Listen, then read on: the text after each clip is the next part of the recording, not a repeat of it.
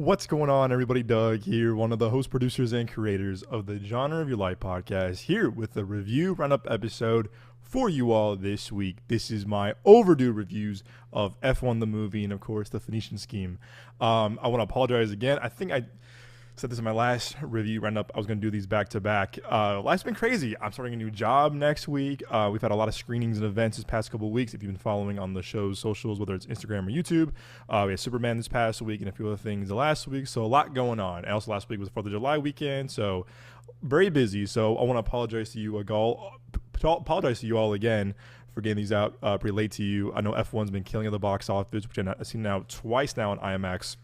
I'm very eager to review both these movies for you, but more eager to review F1's, a little radio tease for you guys.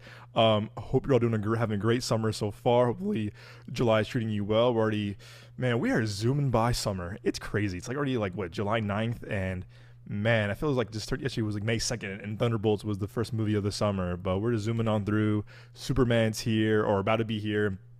Some of us I've already seen it through press screenings or the Amazon Prime screenings, but we still got a few weeks left. We got Eddington next week. I know what you did last summer, and then I think we got F4, Fantastic Four First Steps, and then we got Weapons and Naked Gun. So we got a couple things. Nobody too. We got a couple things still in the pipeline for you all, and of course for all of us here, us movie fans, for the summer movie season of 2025. Hope you're staying cool and relaxing a little bit. I know it's been really hot everywhere. So, of course, guys, you can find the show on your favorite podcast platform, whether it's Spotify, Apple Podcasts, Amazon Music, YouTube Music, or again, on your favorite podcast platform of choice. Of course, we have our full video element of the podcast, of course, on our YouTube page, youtube.com/Midway Avenue Productions. Whether you're on Spotify, Apple, Amazon, YouTube, subscribe, rate. Please want to hear from you guys. Review the show. Leave a comment. Seriously, following the show, being a subscriber or follower means a lot to us. It helps the show out tremendously. Like I said, our ongoing goal for the summer still is to get to that 200 ratings on Apple Podcasts, and of course, the 1,000 subs on YouTube, our big milestone for us. I think we're at 768 right now. You can now see my reaction to Superman, thanks to our awesome friend Nino Daniel, one of the greatest dudes out there, invited me along to be his +1 for the press screening of Superman. Thank you to Nino. We had a great time, and also he was a great part of our reaction. He was a great part of our reaction for the Megan 2.0 reaction. So thank you, Nino. You are the best. So that's on our social media now. And also our YouTube page. But yeah, guys, subscribe, rate, follow the show, share us with family, friends, movie fans, podcast fans, you name it. Your feedback truly means the world to us, so don't be shy.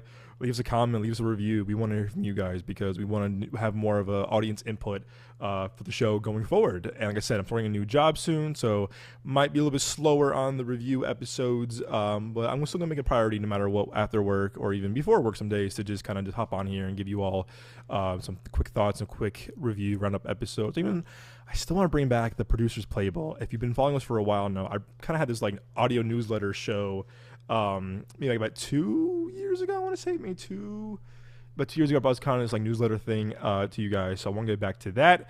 So still kind of a lot of behind the scenes things going on. So make sure you're subscribing and you have the alerts on, notifications ready, because again, we still have a lot of content and a lot of stuff for you all on the channel. So thank you all for following, subscribing, and let's get in, shall we? So, like I mentioned earlier, this will be my reviews of F1 the movie and of course the Phoenician Scheme.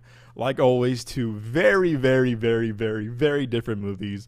This has to be a new brand, on brand, whatever review at roundup episode thing. As I feel like I'm always reviewing two of the most completely different films or projects ever. So, starting with Forever 21, that could have been that too. Not even the movie. F1 the movie. F1 the movie. If you watched our, I think it was most anticipated of 2025. I think either Nick and I did that earlier this year, if not the end of 2024. I've been really hyped up this movie for quite a while, honestly, guys. I've been really hyped for this movie for a long time. It's because of people involved, from Brad Pitt, Damson Idris, Javier Bardem, to Joe Kosinski, who did Top Gun Maverick, Tron Legacy, Oblivion. Only the Brave. What else is missing? Something else I'm missing too. Oh, Spiderhead. Yeah, big fan of him in his filmmaking. I think he's a very practical filmmaker. And this movie's been in production for a while. I think it was in production when they were doing the marketing for Top Gun Maverick. So this movie's been definitely in the works for a while, but I liked that everyone's involved. Like it was kind of like an original screenplay. I guess it's based off of a popular sport, but it's still an original screenplay, no IP behind it. So I've been saying for a while. Also, they also, if you heard me in my either at a theater reaction, of course, or in the podcast a few months ago, I've been saying that they've been using they use the same kind of technology they use for the Top Gun Maverick cockpit scenes, whether it was the it's not the full, it's the IMAX quality, but it's not the full 143. It is the 190, which is kind of like the most IMAXs have that. Not the 143 is a very rare format, as you know, with Sinners and of course The Dark Knight and Oppenheimer, Tenet, you name it. Nope, and I think even Dune 2, I think Dune Part 2 and Dune 1 was filmed partially 143 IMAX. But anyway, Kaczynski and everyone, they designed these kind of things where it was like, hey, we're gonna put these like Sony Venice cameras inside the cockpit of for Top Gun Maverick. It is the 190 IMAX, which is really cool. So you kind of it's a premium format. It's a larger scale. It's a larger format, and it worked out phenomenal. If you've seen Top Gun Maverick, it looks awesome. And how Kaczynski, cinematographer Claudio Miranda, kind of figured out how they did this. It's awesome because you've seen these big IMAX cameras; they're huge. But now they found a way to kind of have the digital IMAX kind of format a lot of these cockpit scenes, and I thought it worked flawlessly in Maverick. I was so impressed with that. So when I was here, they're doing the same thing with F1. I said, "Whoa, that's awesome!" Because again, I thought it looked so great in Maverick. I was so intrigued now to see this with F1. Again, not being an F1 fan, I just like the technology and the cinematography behind it. But if you don't know F1 the movie, hence the name, F1 in the 1990s, Sonny Hayes was Formula One's most promising driver until an accident on the track nearly ended his career. 30 years later, the owner of a struggling Formula One team convinces Sonny to return to racing and become the best in the world. Driving alongside the team's hotshot rookie, Sonny soon learned that the road to redemption is not something you can travel alone. That's a damn good premise, actually. All right, okay, Apple and Warner Brothers, I see you guys. I absolutely love this movie. I really do. This movie did not disappoint me, being just so hyped for it and just so excited for it because, again, I've been following this production of this movie for quite some time now. Man, do they deliver. Everyone's movie delivers, from Damson Idris to Brad Pitt, Joe Kosinski, Javier Bardem, Kerry Condon, the cars themselves. This movie is why we go to the movies. I said the same thing about Sinners. When I'm hyped for a movie, it just reminds me of like why I fell in love with the movies in the first place. I remember my parents showing me these big blockbusters and even smaller movies as a kid. But when I first saw F1 at the screening a couple weeks ago, I just was like transported, like, oh wow, it's a summer blockbuster. It's everything you want in a summer blockbuster and more. You got great action, you got great acting, you got awesome score, and just the immersion of it all from the IMAX is just so immersive. And also too, you got two great acting. You got two actors. You got Damson Idris and you got Brad Pitt. But to me, the movie is that the angle it took with it is that you have this has-been driver with Sonny Hayes, played by Brad Pitt, and Joshua Pierce, played by Damson Idris. Is that one is aging has-been, never was. The other one is this young hotshot sensation rookie. They are so different in age and kind of where they came from. However, they share the same lone wolf mentality, and I love that angle to it. And also, it's kind of not reflection on real life, because Brad Pitt's a very established actor, but Damson Idris also is on the rise.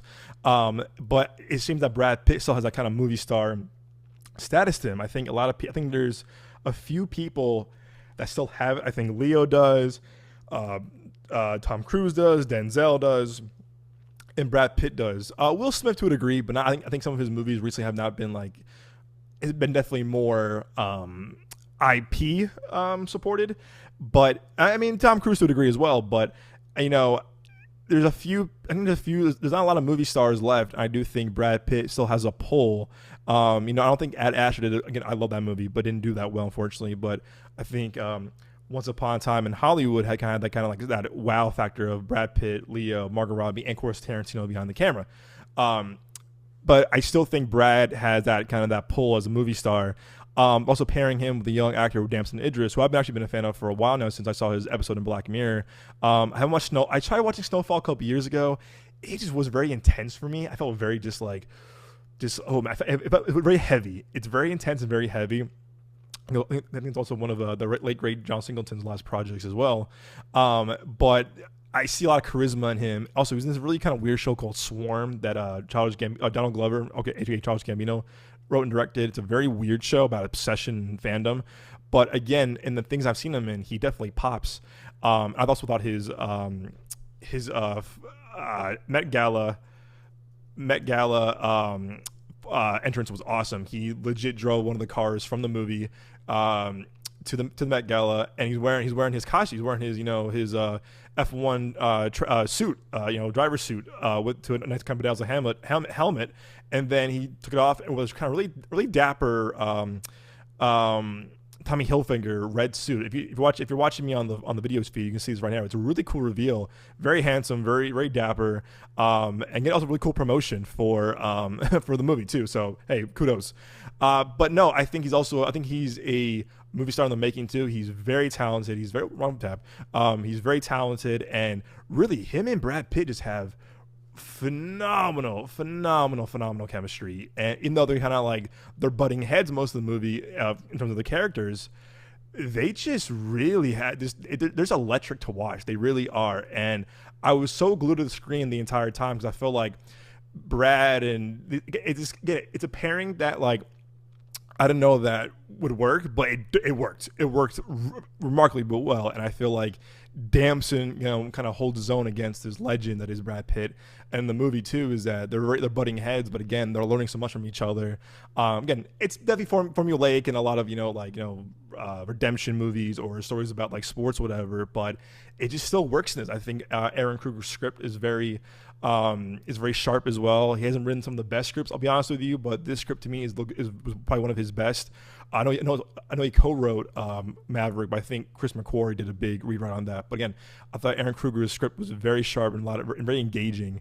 And again, going back to Joe Kosinski as a filmmaker, he knows how to make cinematic immersion just very shot really well. I mean that because I remember seeing when I watched Tron Legacy, the first time I was in middle school, I was just immersed in the world. People don't really like that movie. I like it a lot. It's definitely a movie that kind of like was a big part of like my childhood and also like my preteen. My teen years actually, and to me still holds up really well. Love the soundtrack from Daft Punk, but either from his work in Oblivion, Tron Legacy, I still haven't watched Only the Brave. I have on Blu-ray too. I gotta watch that eventually. Even stuff like Spiderhead and Maverick. He has an eye for immersion, and he has an eye that kind of like just transports the audience to the world that he's filming. And I think he hasn't made a ton of movies, but it works. It really works. And I think his direction, like I said, it's precise. It is clear. It's sharp. And I like that he's definitely more of a practical filmmaker now too. That yes, Oblivion and Tron Legacy are very CGI heavy, of course, even by some scenes in Top Gun Maverick. But for the most part, he does a lot of cool stuff in frame, and I think he gets a lot of good performance out of his actors. So I'm becoming more of a fan of him with each movie. Again, I am looking forward to watching Only the Brave. I know everyone loves that movie. It did very well. It didn't do critic-wise, but and audience-wise, it didn't do like well box office-wise. But everyone I have talked to just adores that movie. And not being an F1 fan, it kind of made me want to watch F1 after this. I'm not gonna lie to you. Even my dad and I are watching it after we saw it again last Sunday. I was kind of intrigued by this. But really, the star of the movie, no doubt, is Claudio Miranda and his cinematography. I thought just this definitely is by far the best racing movie I've ever seen. I love Rush. I love Ford versus Ferrari. I'm a big fan of Gran Turismo. Not Gran Torino with Felice, with Gran Turismo, the Sony adaptation that was kind of based on the true guy who was a gamer, got to become actual a race car driver. But hands down, this is the best racing I've ever seen. And it's solely because of the IMAX cameras and cinematography. Because again, you feel like you're in the driver's seat with both Damson and Brad. But some of the shots are just awesome. I mean, if you can see, I know it's leaving IMAX, but if you had a chance to see the IMAX, let me know in the comments below or in the review section of the podcast. I want to hear from you guys because I felt like the IMAX scenes in this, the 1.9, again, not the full 1.43, is the 1.90. But man, I felt like I was in the cockpit with these guys, the driver's seat with these guys, because it just felt so real. Again, it's also to Jerry Bruckheimer, legendary producer. He makes these kind of just really, blockbuster epic about kind of, normal guys, whether it's Maverick or F1 drivers in F1. I was just so immersed, and I had the biggest smile on my face whenever we switched to them in the car. Oh man, I was a kid. I was a kid in the candy store because I was just geeking out about these shots, how they filmed these shots with these cameras and all these different cameras in the F1 cockpit, in the driver's seat, and I don't know, I just love that about it. And again, it reminded me of what I saw when I saw Maverick for the first time, how they shot all the cockpit scenes, and there I just loved everything they did with the cinematography. And if you watch any kind of cool behind the scenes footage of how they shot this, I would 100% recommend, because man, it was just fun seeing how they filmed a lot of stuff to this. And I just give props to IMAX. I hope we see a lot more of this going forward. I hope more filmmakers kind of adopt this IMAX technology that Kaczynski and Claudia Miranda have come up with now for both Maverick and F1. Because I feel like if more filmmakers and more movies can do it, you're gonna transport your audience to a whole new world. And I'm really glad that IMAX really pushed for this movie and definitely marketed it very well. I feel like the movie opened up at, I think, was it 56 mil, which is the biggest opening for a non-IP original film since 2019's Note from Jordan Peele. So again, the marketing was there. They did a good job on the marketing, good soundtrack as well. But I just was really happy to see how this well just turned out. And speaking of supporting roles, Javier Bardem, to me, one of my favorite actors working as well, is so good in this. He's playing Ruben, who's like kind of like the owner of the F1 team, and he's over his head. He's in debt. He's drowning in debt. He's kind of just like drowning in failure too. They haven't had a win, and I just really like the chemistry between him and Brad Pitt, because they were boys from back in the day, and just like you believe the brotherhood, you believe the friendships. And Javier Bardem has a lot of charm to him too. He has just kind of he has a kind of just like really kind of like charm, and very kind of just like also precision to him as well. That whenever he's on screen, he commands your attention. He commands a presence. He's a very strong presence.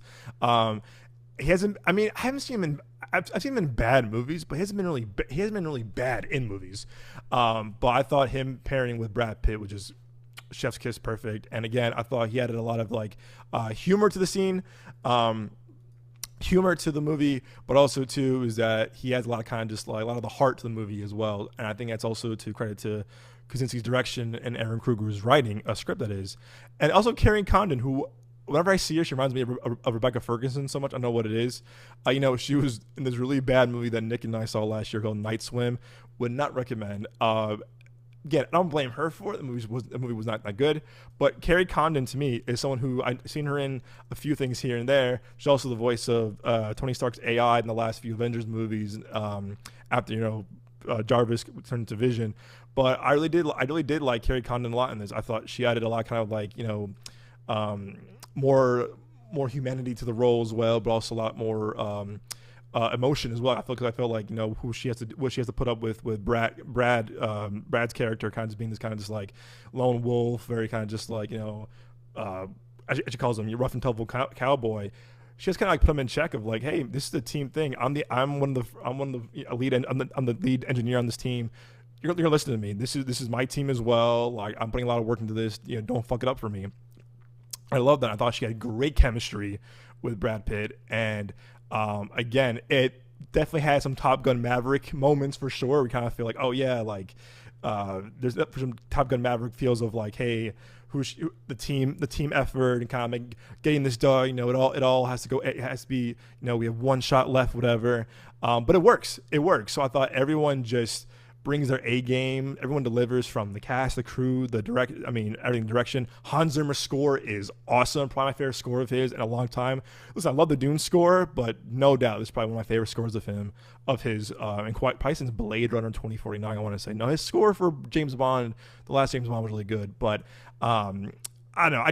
I love this movie. I really did. I saw it twice. I'll probably see a third time, not on IMAX, unfortunately. But again, it reminds me of the films I grew up on. You know, I remember people were cheering in my screening when I saw it at the screening a couple weeks ago. People were just clapping, going crazy, and seeing it again with my dad on that last Sunday when after it was a week and a half it's been out.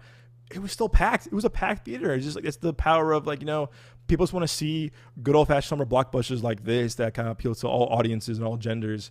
And I think they did a damn good job with this. So I'm giving F1 the movie a 9 out of 10. I love this movie.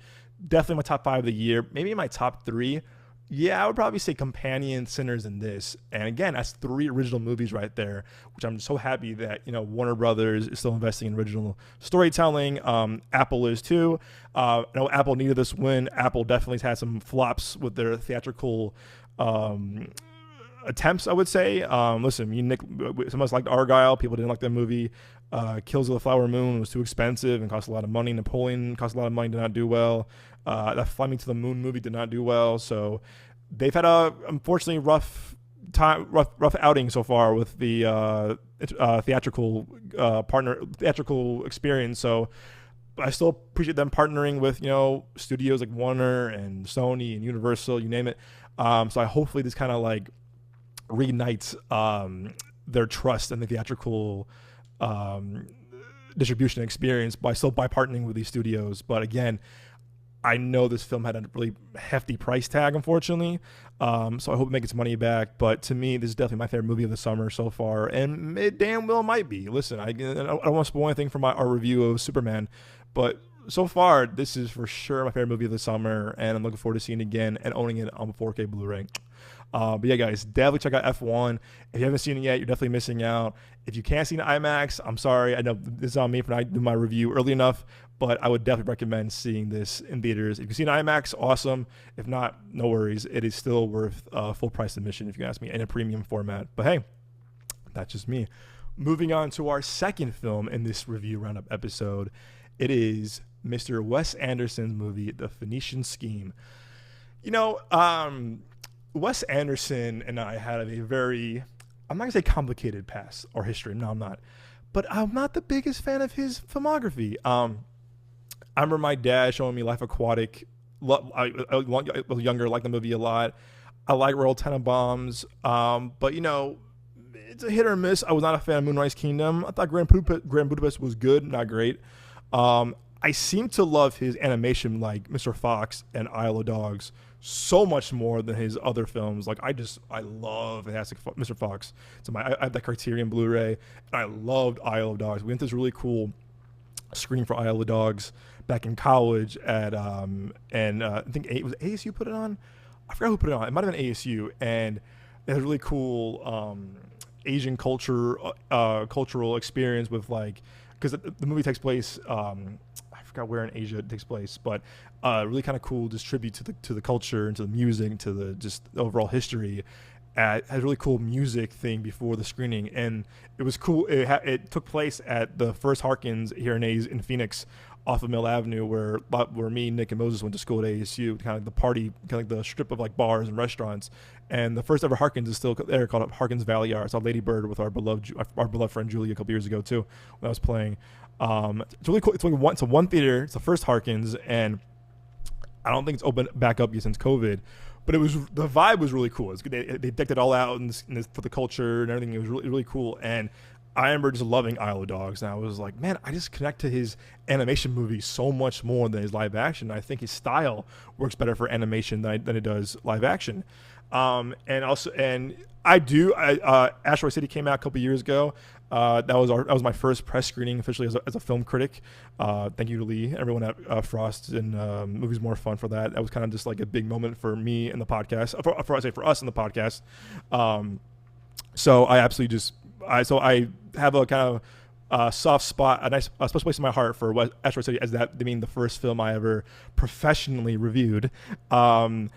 And that one didn't do that well, unfortunately, too. But it's very weird, but I didn't like that vibe a lot. And thought the cast was really cool. I also like the Arizona vibe of that movie, too. If you want to hear my review, that's in our podcast feed. I think we have a YouTube video of that as well on our YouTube channel, but it was the audio. But if you want to hear my first professional movie I ever reviewed, that is definitely one. We were in the podcast in 2022, but Asteroid City was definitely the first movie I reviewed professionally as an aspiring film critic. But anyway, some of those movies, French Dispatch, that I liked. A few things I just didn't care for. I just kind of felt like, whatever. This one, I was kind of like, the trailers didn't sell me, but also I'm a huge Benicio del Toro fan. He's probably one of my top 3 favorite actors working today. So I was intrigued to watch it. We didn't get a press screening for this one, unfortunately, I think, because even though AZ is a bit of a smaller market, it kind of just depends on the movie itself.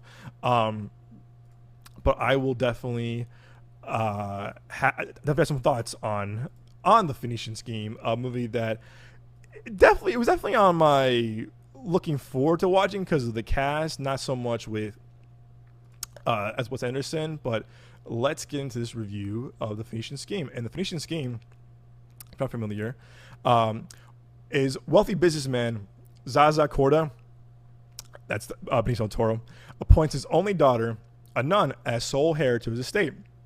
As Corda embarks on a new enterprise, they soon become the target of scheming tycoons, foreign terrorists, and determined assassins. It's a very kind of kind of plot. It's out there for sure. It is definitely out there. I remember when people were talking about it at CinemaCon,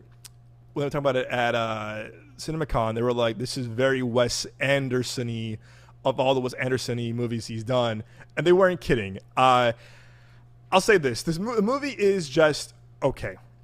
It's just okay. Then this is where I kind of fall on the category of not being a big fan of his. I think he goes a little too Wes Anderson-y in this movie. He gets him kind of too full, his style. And it kind of takes me out of the movie because I'm just like, all right, man, you're kind of just going too balls to the wall, your style.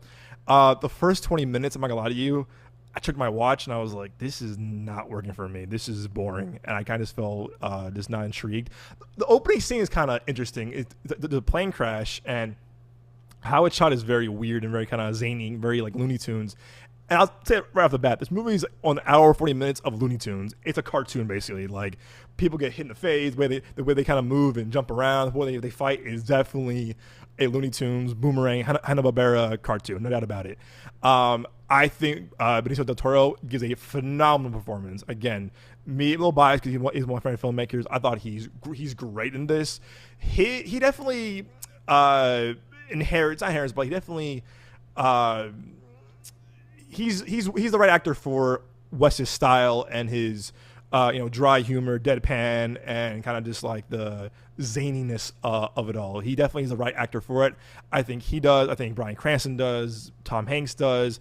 Obviously, Jason Schwartzman does. And it works. It definitely works for his style. Everyone else, I think is good. I think to me the big 3 standouts were definitely Michael Cera,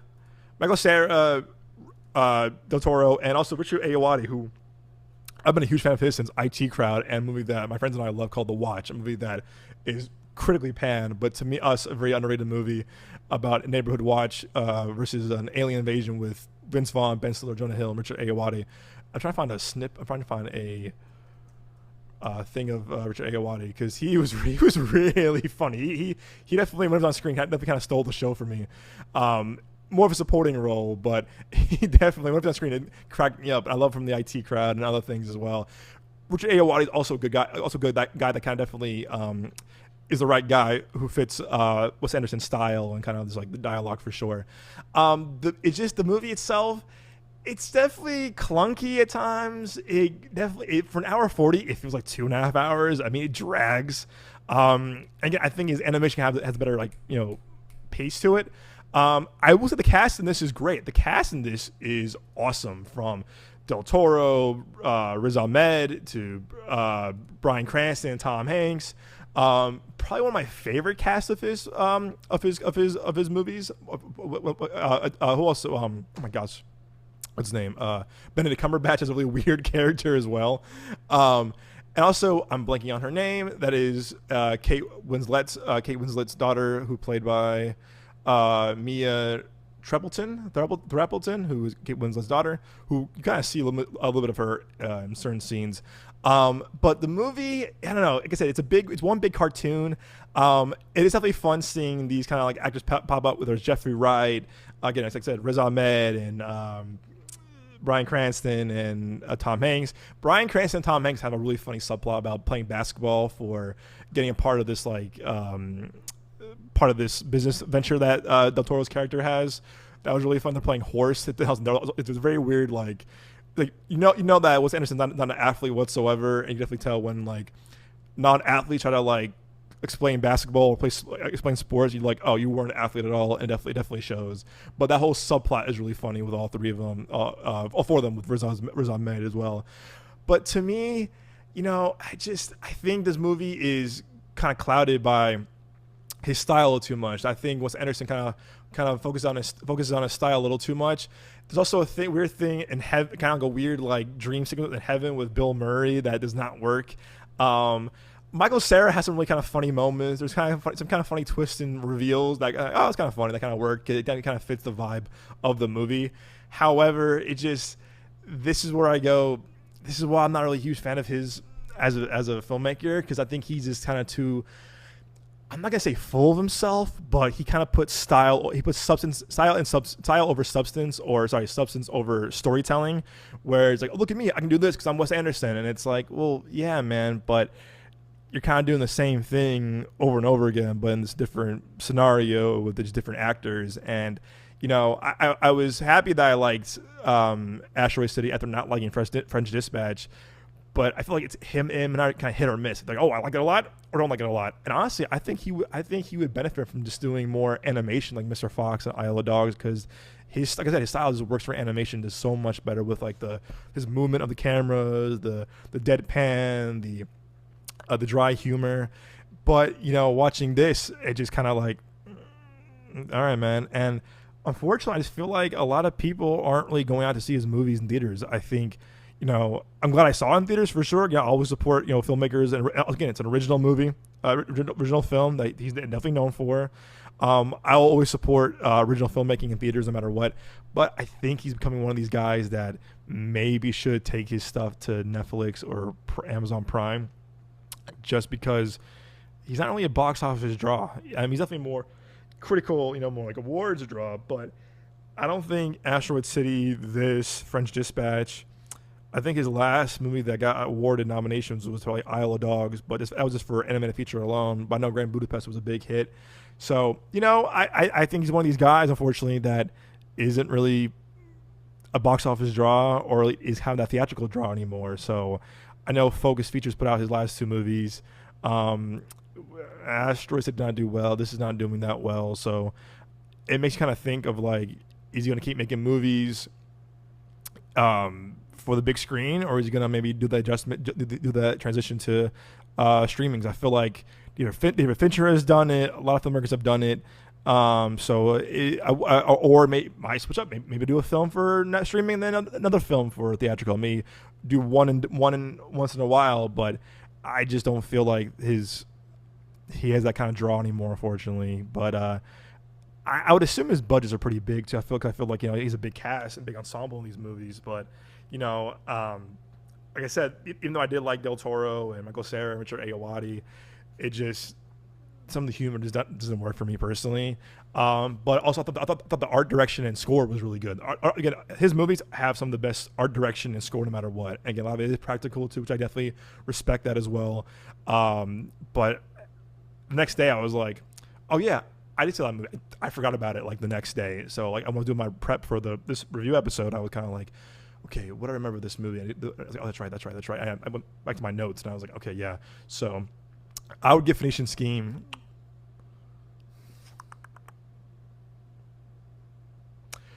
despite not me liking the first 20 half hour, I still enjoy it. I still like liked what I saw for the most part. But I would give it really 5 out of maybe 5.5 out of 10. I just kind of felt like I definitely give it points for the acting and the cinematography, the art design and school and music, but as a movie, I was kind of just like, I'll never watch this again. But I will definitely watch Isle of Dogs and Mr. Fox and Asteroid City again. But this one, I was like, put it in the pile of stuff. I'm like, I'm good. Like Moonrise Kingdom, I'm not a fan of that movie whatsoever. I'm like, okay, go ahead. Or Brothers Darjeeling or Darjeeling Limited, whatever it's called. So probably butchered that movie entirely. But yeah, 5.5 out of 10. To me, it's just like, if you're a fan of his work, obviously go see it. Someone like me who's kind of like lukewarm on him, just wait till it's on streaming or Blu-ray or VOD, whatever. But yeah, it kind of just was very like, So yeah, guys, like I said, 2 very different movies for this review episode. I'm trying to think what we tease the next few weeks. We'll have a full episode of the podcast this week. I'll put out my non-spoiler review of Superman. And I think we might do our top 5 DC movies tomorrow. It'll be a fun discussion. And I'm trying to think what else. Next week is possibly I Know What You Did Last Summer, and Eddington comes out, which I'm curious to watch, despite me not liking Ari Aster's movie as much either. I like probably Midsummer the most out of his other movies, Beau Was Afraid and Hereditary. And then we got Fantastic Four in a couple weeks. Probably do a review of that. I want to start us doing a Marvel tier list or Marvel kind of franchise ranking.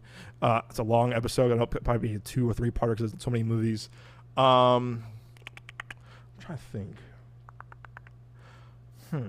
And we got Naked Gun, and then maybe a few indie screenings here and there. So we're kind of scheduling that as well. So it's got a lot of things in the pipeline for you all. Trying to do more videos, more audio shows for you guys as well. Again, I want to bring back the producers playbill when it's a slow week for movies and stuff. Also get more guests on. I'm gonna get our friends Nino and Seth on, our friend Zach on, whoever else come on. If you want to be on the show, just please DM me, or leave us a comment. We'll have more than welcome to have you guys on. And yeah, guys, be positive too. There's a lot of right now with Superman coming out. I notice a lot of just kind of negativity all over social media. Listen, I'm not gonna say what I like. I mean, if you saw my reaction, I was definitely more on the positive side of the movie. And this is again radio tease for our full review. But I'm just seeing a lot of people kind of just very divisive, and there's no need for this. It's a movie, we can have difference of opinion. It's totally fine. There's no argument there. We can agree to disagree on movies, which is totally fine. But I know I was on Twitter and on Instagram, and people become very nasty other people. I'm like, hey guys, this is the movie. It's sometimes it'll work for everybody, sometimes it won't work for everybody. But hey, that's the beauty of film, and having just beauty of film and TV. All film is subjective. If you don't like something, that's totally fine. No one's gonna fault you for it. If you love something, great. No one's gonna fault you for it. You hear us a lot of time. A lot of times we are in the minority of not like the movie that people hated or movie that everyone loved that we didn't like. So it's totally fine. That's the beauty of having opinion of films and TV. And that's film criticism too. So just be kind and be nice. Have a discussion like this. Have a discussion like, hey, I don't like it. Oh, why not? And have a kind of simple discussion. Just don't need for this kind of name calling and bashing. It's just kind of that's not good for the film community and for the movie business, for movie going experience altogether. So just be kind of one another and just it's respect everyone's opinion when it comes to Superman. I think it's definitely important to just hear people out and just kind of talk about it. That's totally fine. But alrighty, guys. Until next time, hope you have a great summer. If you want to see Superman this weekend, enjoy yourselves. See it in IMAX. Again, another tease for you guys. If you can see it in IMAX or 40X, a large premium format, definitely go check it out. Stay cool. And of course, we will see you guys at the movies.